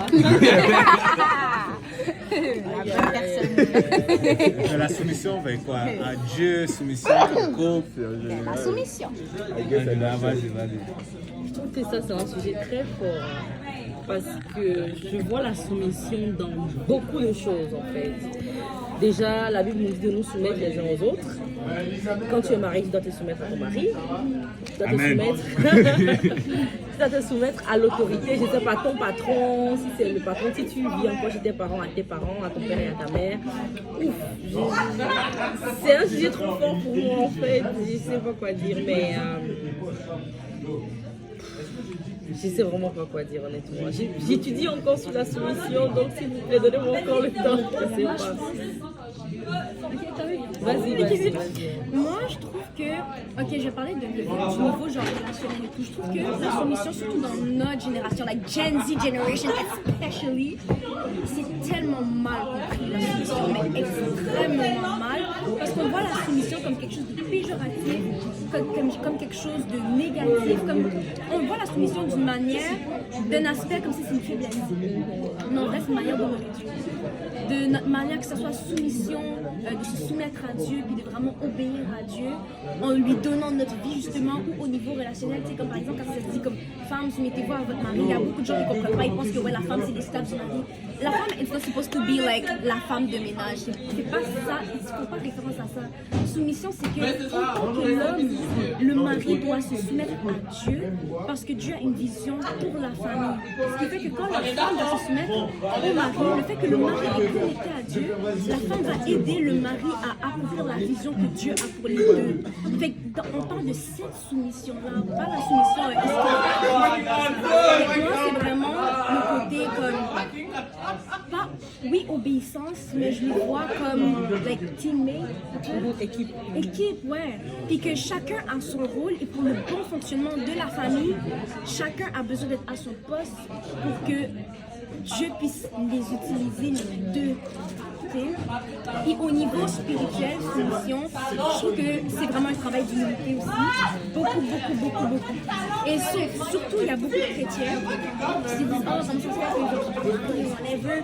Mais même si que tu sers à l'église, tu pries vraiment, t'es vraiment comme la femme idéale, mais des fois, il y a un problème d'humilité. Et Dieu sait que si tu envoies cette personne-là, tu vas avoir tendance à prendre le contrôle et tu vas pas être capable de te soumettre à ton mari, ce qui fait que Dieu ne pourra pas vous utiliser à votre full potential parce qu'il y a un problème d'humilité dans le cœur. Et je trouve que la soumission te permet de te faire une rétroaction envers toi-même et de vraiment travailler sur l'humilité pour vraiment comme que tu te soumettes comme Dieu le demande.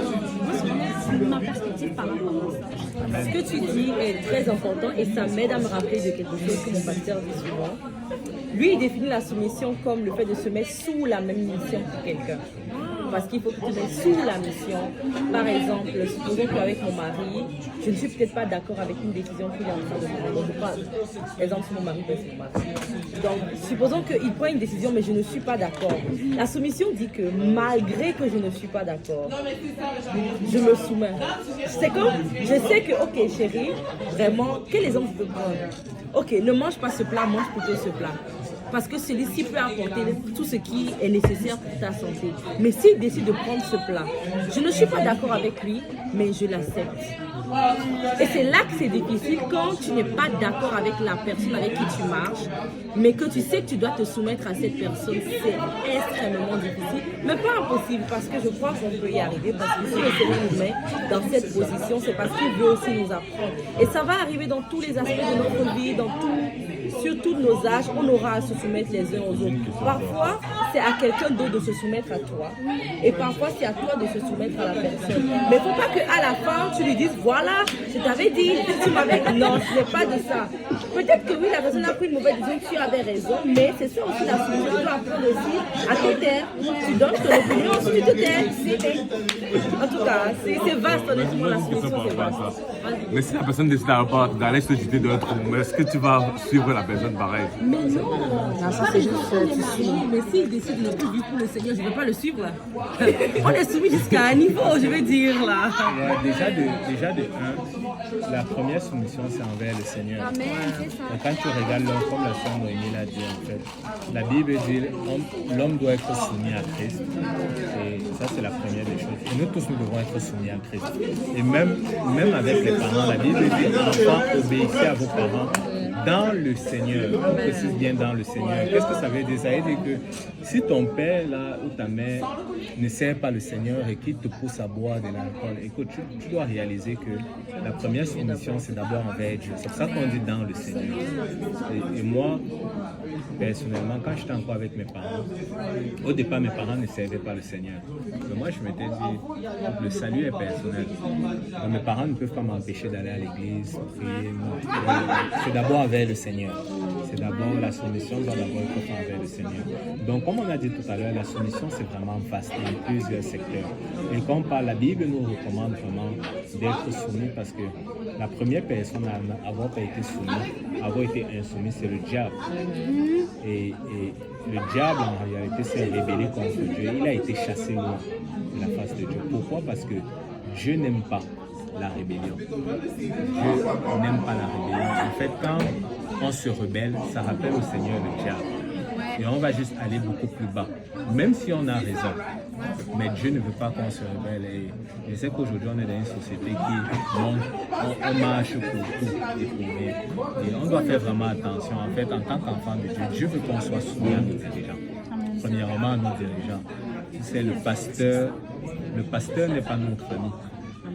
Le pasteur n'est pas notre ami. Moi, je ne parle pas de moi. Moi, je suis votre ami. Je suis très fier de ça. Arrêtez de m'appeler pasteur. C'est ça, le pasteur n'est pas votre ami. Donc, on doit réaliser cela. C'est le pasteur, c'est lui le dirigeant de l'église, c'est lui le berger. Et aujourd'hui, on veut banaliser juste cela. Non, c'est vraiment important de respecter la structure que le Seigneur a mentionnée. Parce que si on n'est pas soumis, on ne peut pas être sauvé. C'est impossible d'être sauvé sans soumission. Dieu. Et en parlant justement de soumission, même à l'école, aujourd'hui, tu vois des élèves qui parlent mal au professeur. La Bible dit que toute personne soit soumise aux autorités instaurées par Dieu.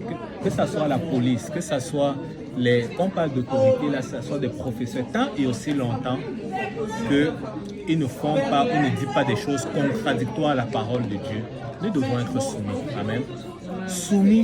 Soumission envers les patrons. Il y a beaucoup de personnes qui ne sont plus soumises à leur travail au patron. Moi, tout ce que mon boss me dit de faire, je fais. Amen. Écoute, si ça ne me plaît pas, je n'ai qu'à prendre mes clics et mes claques, je pars. Qu'est-ce que tu fais là? C'est lui le boss, c'est sa compagnie. Amen. Je ne sais pas. Moi, si je suis, franchement, moi, je suis un boss, j'embauche quelqu'un. Écoute, il n'a qu'à faire ce que je lui ai dit de faire comme ça. Si ça ne le plaît pas, il va ailleurs et je prends un autre employé. C'est aussi simple que ça. Et en passant, ne parlez jamais mal contre le patron. Ne parlez jamais mal. Un enfant de Dieu ne fait pas cela. Vous allez voir toujours au travail, à toi, tel regarde le boss, il fait ça. N'embarquez jamais dedans. N'embarquez jamais dans ce genre de choses parce que tu es en train vraiment d'attirer la malédiction sur toi. C'est le boss qui t'a embauché. Rends grâce à Dieu. Et dès le moment que ça ne te plaît plus, qu'est-ce qui te retient? Tu peux juste partir, dire, boss, vraiment j'ai trouvé un travail qui paye mieux ailleurs. Mais ne commence pas à rester là pour critiquer le boss. Écoute, moi je rends grâce à Dieu pour mon patron qui m'a embauché. Amen. Et je rends vraiment grâce. Et vraiment soyons soumis. Quelqu'un qui est soumis, il va toujours être béni. Je vous dis, ça fait 10 ans que je sers le Seigneur.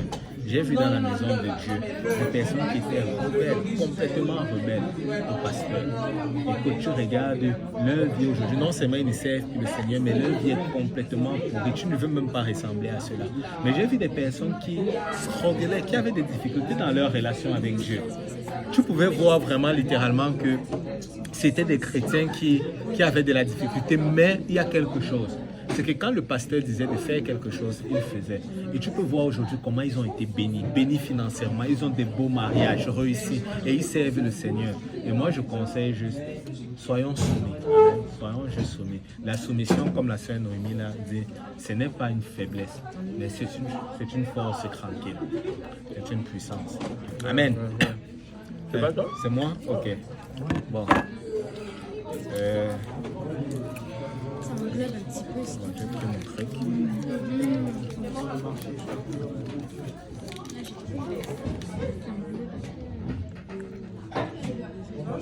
Le doute, le manque de foi. Ben, en un seul mot, je dirais dans Romains chapitre 19, la foi vient de ce que l'on entend. Et ce que l'on entend vient de la parole de Dieu. Et qu'est-ce qui se passe, c'est que c'est normal qu'il puisse avoir le doute parce que sans s'en rendre compte, on est constamment prêché. Lorsqu'on quitte de chez nous, là, quand on vient ici à Marie-Victorin, juste le fait de voir deux homosexuels qui sont ensemble, ça nous prêche quelque chose. Juste le fait de voir des personnes qui disent dans des cours de philo, oh, Dieu n'existe pas, ça c'est une prédication. Mais il faut contrebalancer ça en exposant tes oreilles à la parole de Dieu. Venir au comité chrétien comme on le fait, c'est bon. Lire la Bible, c'est bon. Aller à l'église, tout ce qui peut t'exposer à la parole de Dieu, ça va bâtir ta foi. Écoute, si tu veux avoir la foi à ce que les gens reçoivent le Saint-Esprit, ben joins l'équipe d'évangélisation et vois comment les gens reçoivent le Saint-Esprit dans les micros, ça va bâtir ta foi. Ça va bâtir ta foi. Et moi, personnellement, je ne suis pas arrivé du jour au lendemain. Et j'ai cru que les gens pouvaient recevoir le Saint-Esprit la même journée. Je me rappelle quand j'étais à l'église, je voyais souvent les rapports. Oh, la sœur Palinda, elle a rencontré quelqu'un avec une autre sœur. Ils ont prié dans les routes. Et je me rappelle toujours ça. Ils ont rencontré quelqu'un dans le bus. Ils sont sortis avec quelqu'un dans les rues. Ils ont prié. La personne a reçu le Saint-Esprit. Ou bien ils sont allés voir une maison. Ils étaient folles. Ben, ils sont toujours folles. Ils sont allés visiter une maison, un appartement à louer. Et ils ont commencé à parler de Jésus au propriétaire. Après, ils ont imposé les mains au propriétaire. Le propriétaire a reçu le Saint-Esprit.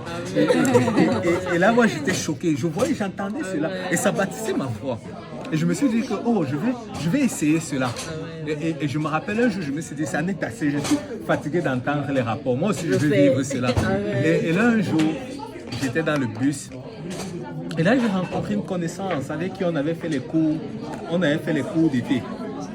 Et en passant, la foi vient de ce que l'on entend. Je pense que c'est plutôt dans Romains 10, 17. Pas Romains 19, Romains 10, 17. Et là, j'ai entendu ces paroles de foi là. Et là, j'ai dit que non, je vais essayer aussi. J'ai vu un ami qui, ça fait longtemps, j'ai dit, mon frère, écoute, moi j'ai donné ma vie à Dieu en chrétien. Si tu veux, on peut prier pour toi pour recevoir le Saint-Esprit. La personne a dit, oui, je veux. J'ai dit, écoute, on peut descendre là de l'arrêt d'autobus. Et on est descendu à la station Sauvé. J'ai prié pour lui. Il était peut-être 22h cette journée-là. Et il a reçu le Saint-Esprit. Là, j'étais content. J'ai dit, ce n'est plus juste des simples paroles. Là, j'ai vu parce que plus tu exposes tes oreilles aux paroles de foi, aux choses positives, à la parole de Dieu, plus ça va bâtir ta foi. C'est ça. Parce que la foi vient de ce que l'on entend. Amen. Bon.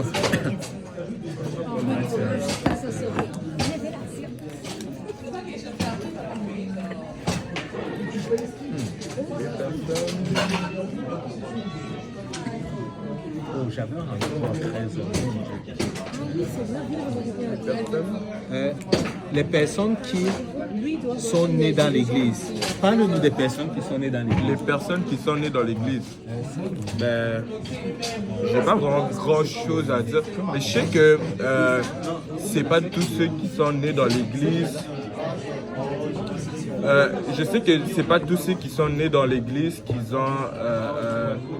directement une bonne relation avec le Seigneur. C'est comme on a dit tantôt, le salut est personnel et la plupart du temps, ben, eux qui sont nés dans l'église, ils suivent souvent leurs parents. C'est l'obligation, leurs parents les apportent à l'église depuis qu'ils sont jeunes. Mais à un certain point, ils doivent faire face à la réalité que c'est leur décision de continuer à servir le Seigneur ou pas. Et c'est vraiment juste ça. Hein. Il n'y a pas grand chose, il n'y a pas chez quelqu'un de rajouter. En fait, moi je dirais. En fait, moi je croyais que les gens dans l'église, je les idéalisais, je disais, oh, ils sont parfaits. J'aimerais te mettre à la place d'être né dans l'église. Et là, mais en fait, maintenant, au mesure de les côtoyer, de les voir, je dis, mais oh, comment ça lui regarde telle affaire? Comment lui il fait ça? Je crois qu'il était né dans l'église, il était parfait et tout. Mais en fait, je me rends compte qu'en fait, c'est juste des gens comme nous, mais que eux, en fait, ils ont juste grandi dans l'église, mais après, ils ont allé à l'école, ils fréquentaient le monde et tout. Donc, le monde les changeait. Ça veut dire qu'ils font maintenant, ils font aussi des affaires du monde. Mais à l'église, ils sont comme un peu les gens de l'église, mais tu vois pas la différence. Mais c'est quand tu restes avec eux que tu te rends vraiment compte que, en fait, ils sont comme beaucoup dans le monde, en fait. Parce que moi, je vois des affaires, je dis, mais ils sont pas censés jouer encore, il faut qu'ils jouent aux jeux vidéo. En fait, je comprends, je dis, mais moi, je viens d'arriver, pourquoi moi, je fais plus ça, mais eux, ils le font encore. Parce que moi, même quand je les voyais, j'ai assisté à la parole, étudiant, le truc là. Ouais, je me dis, mais pourquoi eux, ils font encore ça? Je crois qu'eux, ils sont déjà rendus loin. Je me dis, mais pourquoi eux, ils sont encore là? Ils devraient être à un autre niveau.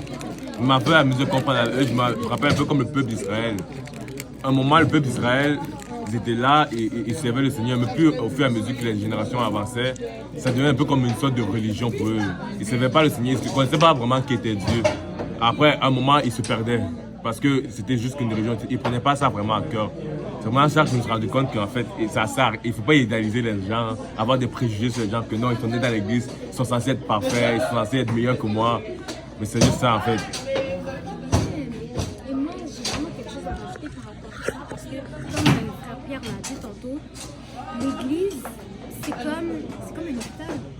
On vient se faire soigner spirituellement, on a soif de Dieu quand ça va pas, c'est là qu'on va. Et moi, si je prends mon exemple, j'ai grandi dans l'église, j'ai été élevée dans ça. Mon père est pasteur lui-même. Et depuis que je suis jeune, ma mère m'a écouté l'évangile.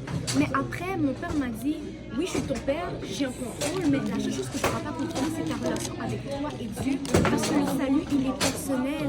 Il m'a dit, j'ai rien. La seule chose que la parole me demande en tant que père, c'est de te transmettre ces connaissances-là bibliques, ces valeurs-là. Mais, tu sais, je veux dire, je peux pas faire plus. C'est à toi d'avoir ta propre expérience. Fait que j'ai mon propre témoignage avec Dieu, j'ai mes propres expériences avec Dieu. Puis le fait de grandir dans l'église ou pas, oui, ça peut jouer sur ta foi. Parce que oui, comme, tu sais, quand je croyais pas vraiment. J'avais des connaissances, je connaissais l'histoire de Moïse, je connaissais l'histoire de Joseph par cœur. Mais est-ce que ça faisait de moi une chrétienne? Non. Parce qu'à la fin de la journée, je n'étais pas transformée, mon cœur n'était pas transformé. Like, même si que j'avais les connaissances, si le paradis serait basé sur les connaissances, ce ne serait même pas nécessaire que Jésus serait mort sur la croix. Mais il est mort non seulement pour nos péchés, mais que par ça, qu'on puisse avoir la foi et le connaître encore plus profondément. Ce qui fait que on pourrait avoir la vie éternelle justement et vraiment le connaître pour qui il est, mais pas connaître de loin. Je veux dire, Dieu est un Dieu d'intimité aussi. Tu vas à l'église, mais tu n'as pas d'intimité. Tu sais, je veux dire, comment tu peux être chrétien? Chrétien ne veut pas dire quelqu'un qui va à l'église tous les dimanches. Parce que tu peux y aller de manière religieuse, tu vois. C'est les religieux qui ont tué Jésus. It's religious people that killed Jesus himself. Fait que je peux pas me dire, oh, because I'm religious, I'm gonna be saved. No, it doesn't work like that. C'est vraiment, c'est le cœur qui doit être transformé. Et plus que tu t'approches de Dieu, plus que tu t'éloignes du péché, plus que tu t'éloignes du péché, plus que tu t'approches de Dieu. Et c'est comme ça que la transformation s'opère petit à petit. But this is a process. Voilà. Merci beaucoup pour ton ajout. Ce que je pourrais aussi dire, il y a quelqu'un qui a fait une illustration un jour à l'église. J'ai tellement aimé l'illustration. Il a appelé certains jeunes de notre église et il a appelé, je pense, environ 5 jeunes qui étaient nés dans l'église. Il les a mis d'un côté. Après ça, il a appelé 5 jeunes. Ah, c'est un de nos pasteurs qui a fait l'illustration. Après ça, il a appelé pasteur Jean-Yves. Après ça, il a appelé 5 autres jeunes qui ne sont pas nés à l'église, mais qui sont venus ensuite, en fait. Et là, il nous a dit ceci. Vous, les jeunes qui sont nés dans l'église, vous êtes là pour leur dire c'est possible. On peut vivre pour Dieu à 100%. Je suis né dedans, je continue à vivre et c'est possible, vous pouvez le faire. Et vous êtes là pour leur dire on vient de là-bas, c'est chaud, n'allez pas. Là, c'est la bonne place. Et il nous disait qu'en fait, chacun est là pour une raison, en fait. Parce que souvent, ceux qui ne sont pas nés dans l'église, ils envient ceux qui sont nés dans l'église. Oh, vous n'avez pas à lutter avec la musique du monde, vous n'avez pas à lutter avec la cigarette, vous n'avez pas à lutter avec la drogue. Et ceux qui sont à l'église, parfois ils se disent mais nous on n'a jamais été là-bas, on apprend juste de nos parents, on aimerait faire nos propres erreurs, apprendre de nos propres erreurs, mais c'est ça le problème en fait. Il faudrait que chacun rende gloire au Seigneur de là où est-ce qu'il est et qu'il fasse le maximum en fait que le Seigneur a mis entre ses mains.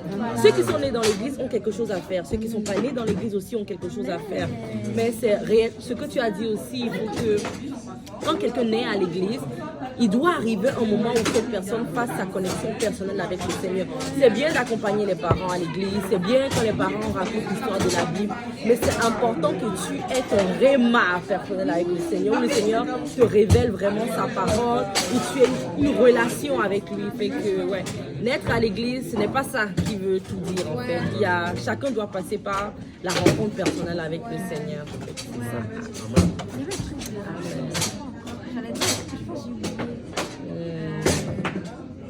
Quand tu vas te rappeler, tu nous dis. Last one. Non, on l'a déjà fait. La chaîne, c'est à toi. En fait, on a mis des